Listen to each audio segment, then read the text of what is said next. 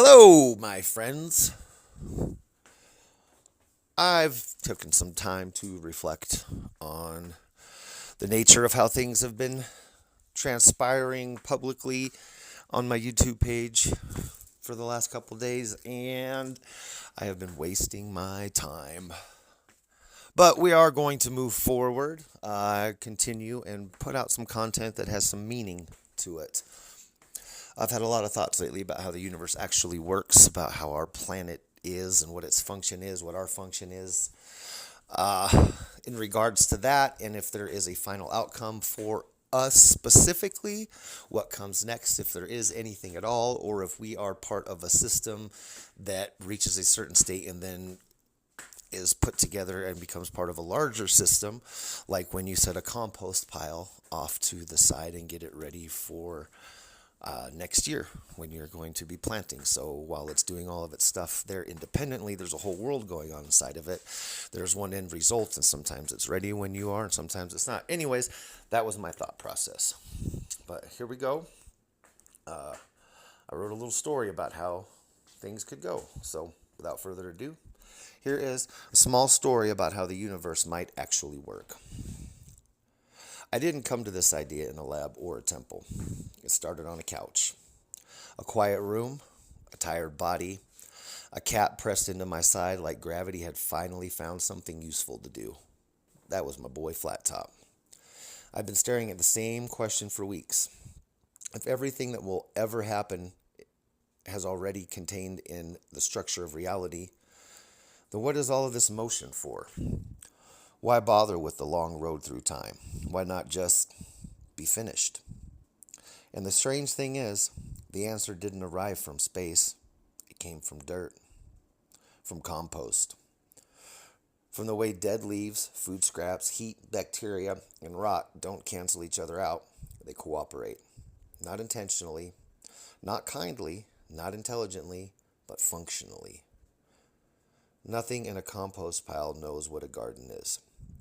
Nothing knows what it's building, and yet breakdown becomes fertility. Waste becomes structure. Collapse becomes the only way forward. That's when it hit me.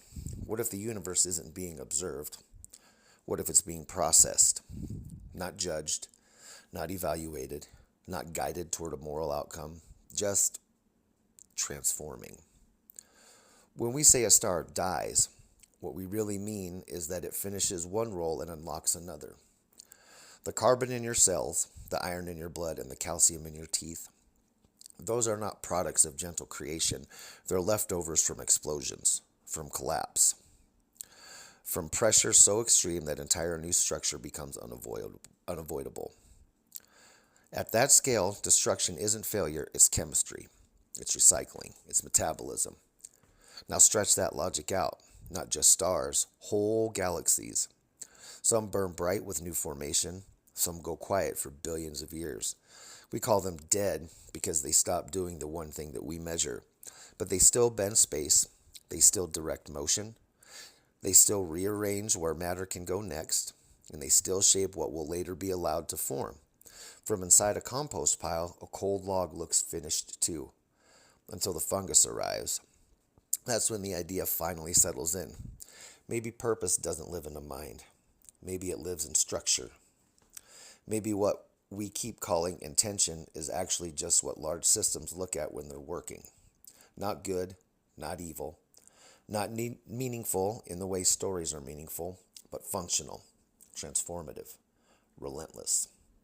The universe doesn't feel like a story that someone is watching. It feels like a process that cannot stop running.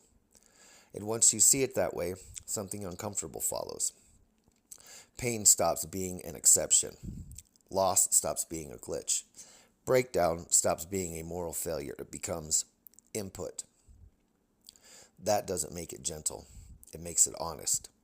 It means suffering doesn't need a reason. It already has a role, not a plan, not a translation. And then there's the part people always ask about. What about us? What about choice? What about thought? What about deciding to stay or to leave or to forgive or to hurt or to build something or to burn something down? Those aren't interruptions to the system. They're how the system moves at the scale of nervous systems, a decision of microscopic phase change inside a planetary-sized metabolism.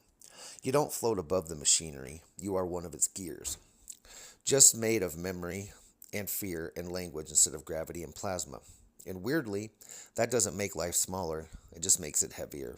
It means what you do is not symbolic, it's mechanical, structural, real, not because someone is keeping score, but because every state feeds the next.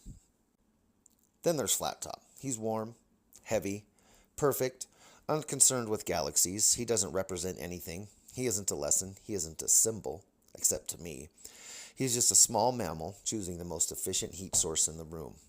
But in his way of seeing things, the choice is not trivial. It's not a distraction from meaning. It is meaning, at the scale where bodies matter. A tiny redistribution of mass, a tiny stabilization of temperature, a tiny pocket of calm inside a much larger turbulence. If the universe really is a living system, not watched, not supervised, not narrated, then this is exactly how it would appear when you zoom all the way in. Not as a revelation, not as a prophecy, just a quiet animal on a couch using your arm as a landing zone, while an unimaginable large compost pile keeps turning everything else into whatever comes next.